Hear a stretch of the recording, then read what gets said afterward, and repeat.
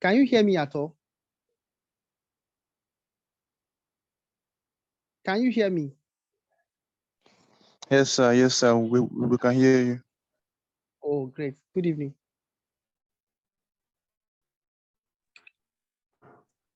Good evening, sir. Okay, good evening, everyone. Thank you for inviting me to be part of this process. My name is Epidemiological. I'm actually a senior registrar at Department of Community Medicine, University of Jackson Hospital. However, I'll be using the slide provided by the team organizing this session, but the slide actually belongs to this senior colleague of mine from the University of Lagos Hospital. Okay, so we'll be discussing today part of this. Okay, I'll be taking part of within this range. So first of all, means what epidemiology means and what communicable disease means. So now, by way of definition by WHO, health is, of course, I can put it down, it's not just the absence of disease. So let me reduce the volume of my TV set.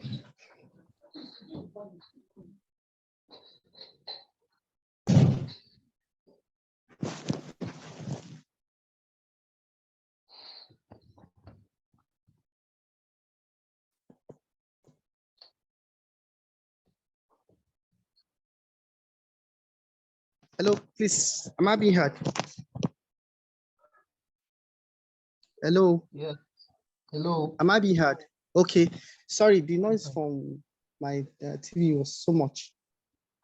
Okay, so now I said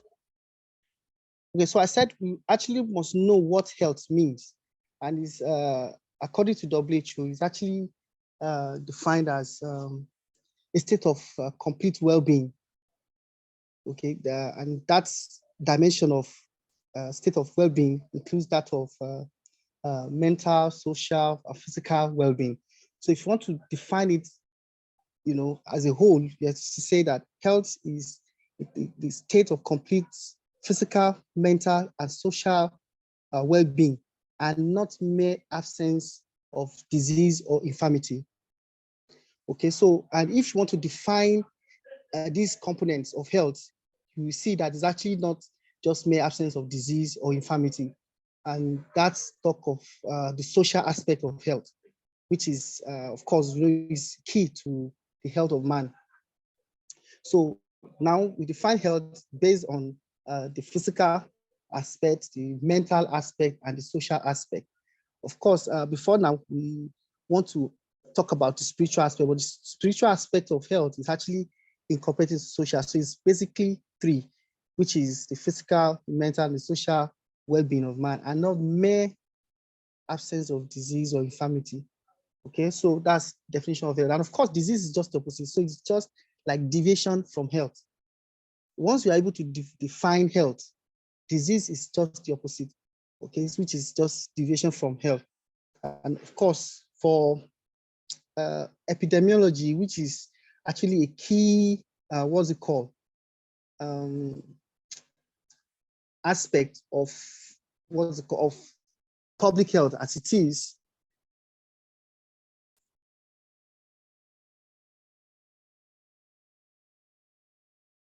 Hello, please, can you hear me? Yes, Yes, sir. Okay. So now, if you want to have to define epidemiology, of course, epid, demo, and logi. So the demo on it is human, the epi is upon, and logi is study. That's how epidemiology came to be, they came to together as a word. Epi is upon, then demo, that's the human part of it, and the logi is the study. But that might not actually be the thing, but epidemiology as it is actually a study of the distribution of and the determinants and deterrents of of health and health-related events in human population. And of course, the use or the application of whatever is being found in the study to the prevention and control of health problems.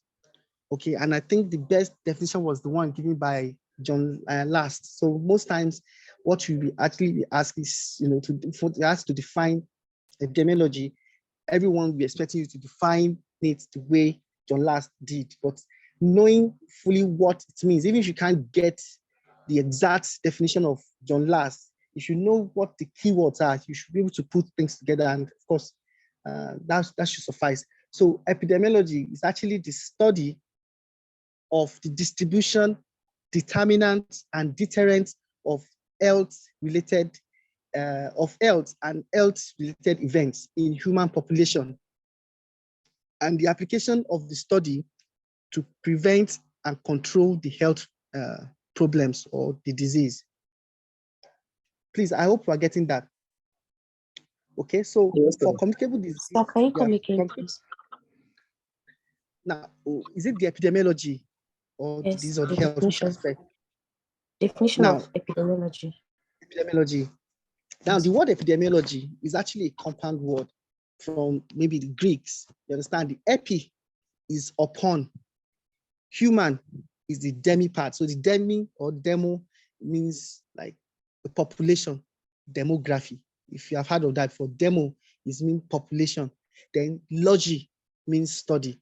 So if you put epidemiology together, it becomes epidemiology. So that means the study on humans. That's the meaning of epidemiology, literally. However, if it's going to be defined appropriately using John Last's definition, is actually the study of the distribution. So distribution is 1, determinants 2, deterrence 3 of health-related states and disease in human population. I hope you got that. And the application of the findings, that's the application of the study to prevent and control the disease. It's not just enough for you to know something about human population. Okay, let me give you an example. If you know that people are dying because they are giving birth to too many children, so what next? So now, but the application of that study is that you now say, oh, because people are dying because of childbirth, maybe after 4, 5 children, so let's limit childbirth to maximum of 5, and then we now introduce birth control methods. So that is using or applying the study to prevent and control health problems. I hope that is clear, Ma. Yes, sir. Yes, sir. Yes, sir. Can I Yes, go sir. ahead? Okay. Yes, sir. So, but for communicable disease, going through the slide, I think the slide is going to talk more about communicable disease, and I think it's going to be okay. So let me just go ahead. So now, communicable disease are actually diseases that are transmissible, that is can be transferred from one individual to the other. So any disease that is transmissible from a reservoir or source of infection to a susceptible host is called what's it called?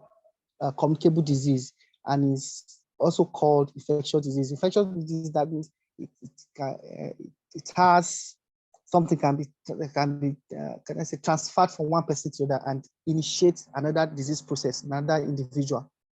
So now I'm sure you're going to talk more about what reservoirs are or source of infection. So don't let me bother you too much with this. But let's just get the definition. Communicable disease are transmissible diseases, and it can be from reservoir, that's somebody that is storing it, or a source, that's maybe temporarily source of infection to a susceptible host. Now that keyword susceptible is really, really key. Why? Because if somebody is resistant to a disease, maybe the person has been immunized, you see, so you can't transmit it. So the person must actually be susceptible. So now, communicable disease is an illness due to specific infectious, in bracket, biological agent or its toxic product, capable of being directly or indirectly transmitted from man to man, from animal to man, from animal to animal, or from the environment to man. So these, they have specific names, and we are going to talk about that later. So it's just for us to be aware that infectious disease or communicable disease can be man by man to man, animal to man, animal to animal, and also from the environment to man. So, and they're actually important because they represent huge burden of disease, especially in developing countries. Of course, we know kind of our settings really supports the breeding of these agents, these biological agents that cause this disease. Environmental factors added to it, host factors added to it, makes this a huge burden of disease in our climes here. So, and accounts for about more than 80% of causes of death in low-income countries like ours, and approximately 15 million people die each year due to infectious disease. Nearly all live or live in developing countries. And of course, if we are going to be sincere, we know that it's more than 15 million. But of course, that's the data that's still given here. So, so as a public health practitioner, we spend most of our time, trying to prevent or managing or controlling communicable disease. Like I said, when I was talking about epidemiology now, I told you it's not just enough for you to know why things are happening. You must use the knowledge to prevent, control that same disease as you have seen it, so that the mortality or morbidity due to it can be reduced. And that's when, of course, you can say you have controlled the disease. So, of course, changes of the pattern of infectious disease usually happen when there are new infections. Let's take, for example, before now, most of us never heard of monkeypox. Monkeypox actually has been existing, however, is now re-emerging. So now the pattern of infectious disease can actually change over time, maybe by virtue of what people do. That's the way of life. For instance, okay, even before now, we're actually not using cutleries to eat. We're using our bare hands, which might probably not be properly washed before eating. So they might have more of diarrhea diseases. And now we now use cutlery, so invariably we might have lesser incidences of maybe diarrhea diseases due to food poisoning. So the pattern can actually change due to a lot of factors. Now, the possibility that some chronic disease have an effective origin, of course, it has also been known that some chronic diseases have infectious origins, and these are a few of them. Non-communicable diseases which have been found to be of infectious origin include the liver cancer, the Kaposi sarcoma, and the cervical cancer, which actually link to these viruses, the hepatitis B virus, the HIV, and the human papilloma virus. That's for women who do have cervical cancer. So it just trying to let us know that even though they are of biological or infectious origin, they can actually lead to some of the well-known non-communicable diseases. Of course, we know cancers are non-communicable diseases, but some of them have infectious origin. That's what it's just trying to explain. Okay, so, and of course, children are particularly vulnerable to infectious disease. We know that the under 5 mortality in Nigeria can help us, to throw a better light to this. Their immune system is not, well formed. They have less say in the family. So if a child is not feeling fine, people might not really ignore. But if an adult that says, I'm not feeling fine, I'm having headaches, they give more attention. So a lot of other factors make them to be vulnerable to this, because prevention, is commonly said, is cheaper and better than cure. But if it's not prevented, these children definitely fall ill, and some of them might not come out of it. So uncommon diseases or infectious diseases or communicable diseases are common among children under 5 include pneumonia, diarrhea, and malaria. And of course, they have been found to be the causes of death, that's the leading cause of death among them. And because the complication of malaria is cerebral malaria, if they do come out, what of the residual damages, that has been done. And so that's why health is not just about mere absence of disease or infirmity. The mental aspect of it is there. So the social aspect of it is there. So, and of course, because once cerebral malaria causes permanent mental impairment, that person becomes something else in the society, and they might not be optimal. Of course, they might not be optimal in their functionality. So infectious diseases are also destructive to the health of adults, causing disability and diminished quality of life and decreased productivity or death. Of course, this for at least most of us have been healed once or twice on some occasions, and you can see that at that period, the productivity, if nothing else, is definitely going to be reduced during that period. Okay, and then of course, not to talk about what the expenses, the disease, the toll of that cost on individuals' pockets. In some places can actually be catastrophic. So when you have to spend so much money, in fact, the meaning of catastrophic expenditure is spending 10%, more than 10% of your savings, after you've paid everything, as many, maybe 300,000 naira, and you have to spend more than 30,000 naira. That's 10% of that thing you are saving in the bank on your health. That's catastrophic expenditure. So sometimes the disease can be so bad that, it can really tell on even adults themselves. So, and also co-infection is common. We know that. So we know about the HIV, AIDS, tuberculosis stuff. Okay, so there can actually be co-infection, and this can also pose its own challenge to the care of the patient during management. And so, because some communicable diseases share common risk factors, people are often infected with multiple diseases at the same time. Okay, so I think maybe we just have to look at what Rashida's tool is about.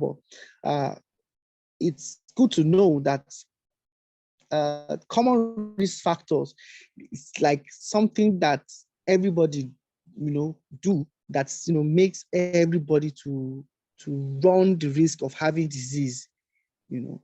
For instance, let's assume someone is promiscuous and just sleep or meet sexually casually with individuals. Of course, that person has exposed himself to a lot of what's it called, infections.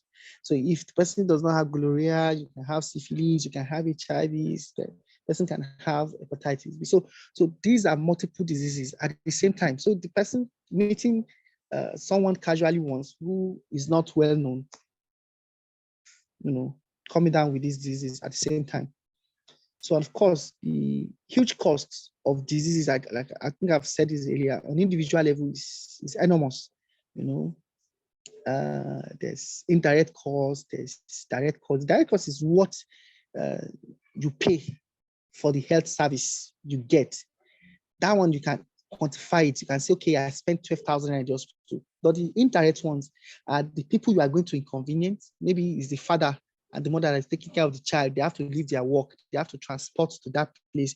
They have to stay in the hospital with them. So those are indirect costs, and the cost can be huge sometimes. And of course, to the family, to the society, for the nation. When people are getting healed frequently, like when there's an outbreak, of course, the workforce will not come to work. So that means productivity is going to be low. So that's how it affects a nation. Okay, and of course, if this happens among nations, like what happened during COVID-19 pandemic when they first started, of course, most nations stood to the ground. And of course, so economies started crumbling. Some of us, most of the countries are actually just, trying to patch up now, but we know that most countries, even the United States, was hit by that scourge of COVID-19. So that's how infectious diseases can actually, have a huge effect on individual, society, or family, or nation, or international bodies of nations. So now, for communicable disease, there are three important factors or conditions for a communicable disease. First of all, there must be a living infectious agent. I love the way she qualified it. It's a living infectious agent. Because if the agent is not living, for instance, it's been known that once you expose HIV virus to ultraviolet light for a couple of hours or like that, that it becomes inactivated. Okay, so if it is not active, then it's not going to be infectious anymore. That means it's dead. Okay, so it must actually be a living infectious agent. So that agent must be, alive to cause any disease or to be pathogenic. And then, of course, there must be susceptible, as I told you earlier. If someone is immune, for instance, we know quite well that once you are infected with measles once, you can't get infected or the disease again. So that means if there's an outbreak of measles, once you have had measles before, there's really nothing the measles virus can do to you. So that is why you must have this. For measles outbreak to occur, there must be susceptible hosts in that population of people. Okay, so and then there must be a mode of transmission of the agent to the susceptible host. That's like the chain of infection now. So the agent is on one side, the host on one side, but something must be a link between them, and that is the mode of transmission. So we're going to talk about it, I think, the next slide or so, on what this mode of transmissions of agents could be.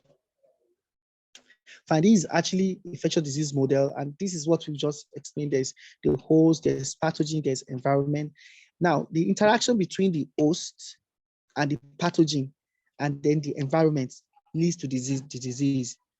Okay, and I don't want to bother us with some of the terminologies that really means about this disease state. Somebody might actually be what's it called,